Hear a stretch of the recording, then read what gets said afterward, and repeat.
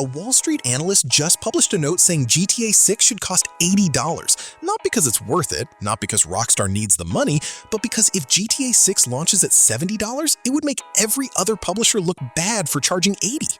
That's the actual argument, a banker telling a trillion-dollar industry to raise prices on consumers so that other publishers don't feel awkward? And the worst part? It might actually work. So, Bank of America securities analyst Omar Dessouky attended the iicon video game conference in Las Vegas last week, a new executive-focused event put on by the Entertainment Software Association. Take-Two CEO Strauss Zelnick was on stage, talking about GTA 6 pricing at a high level. And after the conference, Dessouky published an investor note. His prediction? GTA 6 will cost $80. And he thinks that's a good thing. Now, just to give this some context, games were $50 through most of the 90s and early 2000s. PS1, PS2, Xbox, GameCube, $50 was the standard. Then the Xbox 360 and PS3 launched and HD gaming arrived. Development costs shot up, and by around 2007, $60 became the new normal. That price held for over a decade. Then in 2020, when the PS5 launched, Take-Two pushed NBA 2K to $70, and everyone else followed within 2 years. 50 to 60 took about a decade, 60 to 70 took about 2 years, and here we are, just 6 years later, and a Wall Street analyst is already pushing for 80. Here's the key quote directly from Dessouky's note. We also heard from attendees that the industry, which is perceived as struggling, would have difficulty selling games for $80 if GTA 6 came out at $70. We think it's in Take-Two's self-interest as a publisher and partner to many developers to raise the price point for the entire industry. Read that again. He's not saying $80 is fair to consumers. He's saying it's in Take-Two's self-interest to raise prices for the entire industry. That's a banker, not a developer, not a designer, telling a publisher to charge you more money so that their competitors can charge you more money too. Take-Two stock went up over 4% the same day the note dropped. Now here's where it gets interesting, because Zelnick, for all the speculation around him, actually pushed back on the super premium pricing angle at iicon. His exact words, as reported by IGN, consumers pay for the value that you bring to them, and our job is to charge way less of the value delivery. How you feel about something you buy is the intersection of the thing itself and what you pay for. Consumers need to feel like the thing itself is amazing, and the price they were charged was fair for what they got.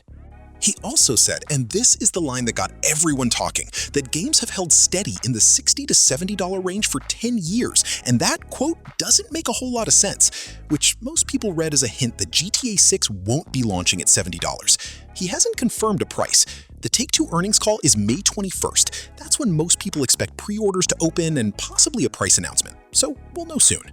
What we do know, GTA 6 launches November 19 on PS5 and Xbox Series X and S. No PC release date has been announced, and based on Rockstar's history with GTA 5, which came to PC about 19 months after consoles, PC players are most likely looking at sometime in 2027 at the earliest.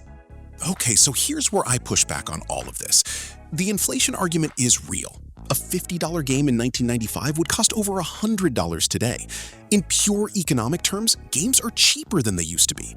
Development costs have gone from a few $1,000,000 per game to hundreds of millions. That's real too. But here's what conveniently gets left out of that conversation every single time. Publishers are making significantly more money per player than they ever have. GTA Online alone has generated over $5 billion since 2013, on top of the base game price. Microtransactions, battle passes, season passes, cosmetic stores, live service revenue that just keeps running years after launch. The revenue model for games has been completely transformed, and the base price argument acts like none of that exists. So when a publisher says costs are up, inflation is real, we need $80, the honest follow-up is, are you also removing the $30 battle pass, the $20 season pass, the microtransaction store that's been running for 12 years? Because if the answer is no, and it always is, then raising the base price isn't about covering costs. It's about extracting more from the same customer who is already being monetized 6 different ways. And look, Nintendo already tested $80 with Mario Kart World last year.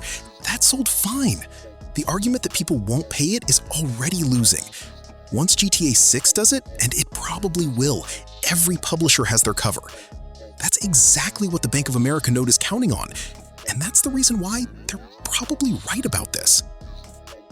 May 21st is the earnings call. That's probably when we find out what GTA 6 actually costs. And if it's $80 and it sells 50 million copies anyway, which it will, the entire industry shifts within 18 months. That's just how this works.